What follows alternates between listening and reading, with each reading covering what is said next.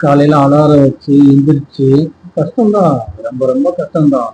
காலை கடனை முடிச்சு அவசர அவசரமா சாப்பிட்டு டைம் ஆச்சு சொல்லிட்டு வேகமா வேலைக்கு கிளம்பி அங்க போய் பார்த்தா அவ்வளோ ஸ்ட்ரெஸ்ஃபுல்லா வந்து வேலையெல்லாம் கொடுப்பாங்க. அந்த வேலையெல்லாம் ஓகே சரி பண்ணி முடிச்சு ஓகே இது எப்படா வேலையெல்லாம் முடிய சொல்லிட்டு ஈவினிங் அவசர அவசரமாக வெளியே கிளம்புவோம். கிளம்பும்போது பார்த்தா அவ்வளோ டிராஃபிக். அந்த டிராஃபிக்லாம் தாண்டி வீட்டுக்குள்ள வந்து உட்காந்து ஒரு 7-8 மணி ஆயிடும்.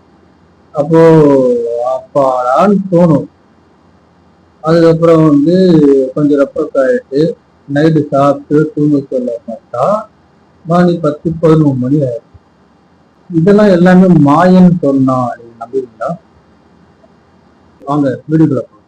சிமுலேஷனோட இன்னொன்னு சொல்லுவோம், பிரம்ம வித்தை.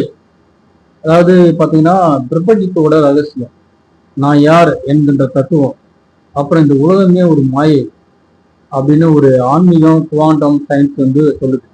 இது நம்ம பார்க்க போற மர்மம் சாதாரண மர்மமே இல்லை. ஆன்மீகத்தோட உச்சக்கட்ட மர்மமான பிரம்ம வித்தை. இந்த வித்தை என்ன சொல்லுன்னு தெரியுமா? பிரம்மம் ஒன்றே உண்மை, இந்த உலகம் வந்து ஒரு மாயை. அதாவது இப்போ நீங்க பார்த்துட்டு இருக்கிற இந்த உலகம், இந்த மேடை, இப்போ உங்க முன்னாடி நின்று நான் பேசிட்டு இருக்கேன்னா, என் பேச்சு கேட்டுட்டு இருக்கிற நீங்க எல்லாமே ஒரு கனவு மாதிரி தானா, ஒரு மாயை.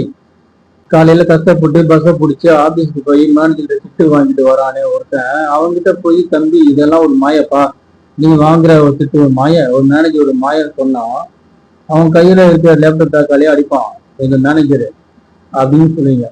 ஆனா அந்த குவாண்டம் சயின்ஸ் வந்து இதைத்தான் சொல்லுது, நம்ம தோற டேபிள் சேரு எல்லாமே வந்து அணுக்களா ஆனது. அந்த அணுக்களை வந்து 99% வந்து வெறும் வெற்றி இடம் தான் இருக்கு, எம்டி ஸ்பேஸ் தான் இருக்கு. இப்போ நம்ம சொல்றது எதுவுமே உண்மை இல்லையா? எல்லாமே வந்து ஒரு எலக்ட்ரோ மேக்னெட் ஃபோர்ஸ் கொடுக்குற ஒரு பிரம்ம தான். சயின்ஸ் வந்து அதான் இப்ப என்ன சொல்லுதுன்னா சிமுலேஷன் தியரி. அதாவது வீடியோ கேம்ல மாதிரி நம்ம சாப்பிடக்குள்ள வாழ்றோம்னு சொல்றோம்.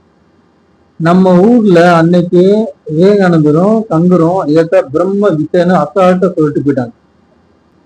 பிரம்ம வித்தையோட முதல் கேள்வியே நான் யார், அது கேட்கறது தான். நம்மளை பார்த்து யாராச்சும் நீங்க யாருன்னு கேட்டா நாம என்ன சொல்லுவோம்? நான் தாங்க, நம்ம பேரை சொல்லுவோம். நான் இந்த மாதிரி படிச்சிருக்கேன், நான் இந்த மாதிரி வேலை செய்யறேன், அதை பத்தி தான் சொல்லுவோம். ஆன்மீகம் என்ன சொல்லுதுன்னா, அது உன் பேரு, அது உன் படிப்பு, அது உன் வேலை, நீ யாருன்னு சொல்லு அப்படின்னு கேக்குது. நான் இந்த உடம்புன்னு சொன்னா உடம்பு தான், நகை வெட்டினா விழுது, முடி வெட்டினா விழுது, அப்ப நீ யாரு அப்படி கேட்பாங்க. இந்த கேள்விக்கு வந்து விட தெரியாம பெரிய பெரிய ஆளுங்க வந்து காடு மாடெல்லாம் போய் தவம் இருக்காங்க. ஆனா நம்ம ஊர்ல நான் யார் அப்படின்ற கேள்விக்கு வந்து மர்மம் எப்போ நடக்கும் தெரியுமா? ஞாயிற்றுக்கிழமை மதியம் நல்ல சாப்பாடு, வெஜ்ஜோ நானும் ஃபுல் கட்டிட்டு ஒரு குட்டி தூக்கம் போட்டுட்டு சாயங்காலம் ஒரு 6 மணிக்கு திடீர்னு ஒரு முழிப்பு ஒண்ணு வரும். சுத்தி முத்தி பார்ப்போம், வெளியே இருட்டா இருக்கும். ஒரு 2 செகண்ட் நமக்கு அப்படியே ஒரு பயம் ஒண்ணு வரும். அது வந்து என்ன சொல்றதுன்னு தெரியாது. நாம எங்க இருக்கோம், இன்னைக்கு என்ன கிழமை, இப்ப காலையிலையா இல்ல சாயங்காலமா? அப்போ தோணும் பாருங்க, நம்ம ஒரு கடவுள், நம்மளோட கடவுள் பேரை சொல்லிட்டு நான் யாருன்னு அந்த ஒரு கன்ஃபியூஷன் வருமே, அந்த 2 செகண்ட் தான் பிரம்ம வித்தையோட ஆரம்ப புள்ளி. அங்கதான் நம்ம உடம்பு மறந்து ஆன்மா நிலைக்கு போறோம். பிரம்ம வித்தையில ஒரு ஃபேமஸான ஒரு எக்ஸாம்பிள் சொல்லவா? ராஜ்ய சர்ப்ப பிராந்தின்னு சொல்லுவாங்க. அதாவது இருட்டுல கிடைக்கிற ஒரு கயிறை பார்த்துட்டு நாம ஐயோ பாம்பு பாம்புன்னு பயந்து நடுங்குவோம். நமக்கு வேர்த்து விறுவிறுப்பு, ஹார்ட் பீட் எல்லாம் ஏறிடும். ஆனா ஒருத்தன் சாக்லேட் அடிச்சு காட்டின உடனே அப்பதான் தெரியும் அது பாம்பு இல்ல கயிறுன்னு. அப்போ அந்த பாம்பு எங்க இருந்தது? நம்ம மனசுல மட்டும்தான் இருந்துச்சு. அந்த பாம்பு நிஜம் இல்லை, ஆனா அது வந்து கொடுத்த பயம் நிஜம். இதே மாதிரிதாங்க நம்ம வாழ்க்கையும்.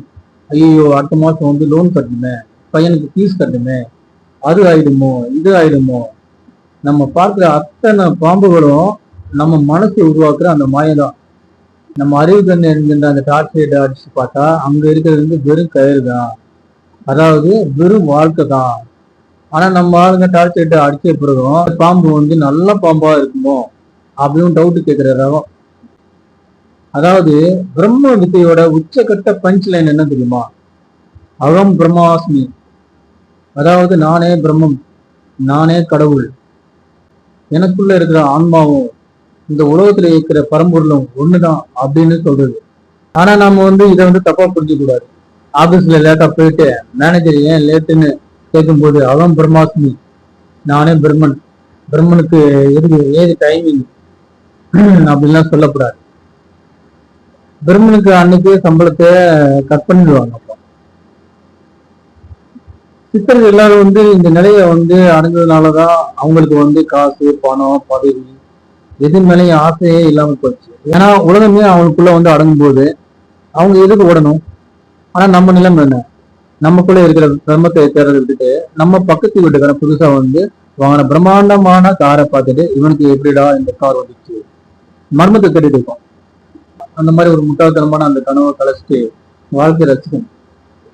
புலனுக்கு ஒரு எட்டாத ஒரு பிரம்ம வித்தை நம்ம சொல்லிக் கொடுக்குற பாடம் ரொம்ப சிம்பிள் தான். இந்த உலகம் ஒரு கனவு மாதிரி தான். ஆனா அதுக்காக கனவு காணாம இருக்க முடியாது. இல்ல, ஒரு தியேட்டருக்கு போறோம், ஸ்கிரீன்ல படம் ஓடுது, அங்க சண்டை நடக்குது, அழுகை நடக்கும், காமெடி நடக்கும். ஆனா அது வெறும் ஒளி சிட்டர்கள். அங்க நிஜமாவும் ஏதாவது நடக்கலன்னு நமக்கு தெரியும். தெரிஞ்சாலும் நாம அந்த படத்தை சிரிக்கிறோம், அழுகிறோம், ரசிக்கிறோம். இல்ல, அதே மாதிரி தாங்க இந்த வாழ்க்கையும்.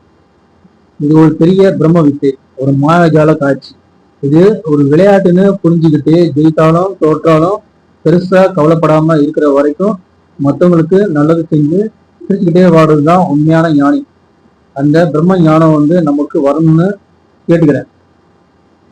நன்றி, வணக்கம்.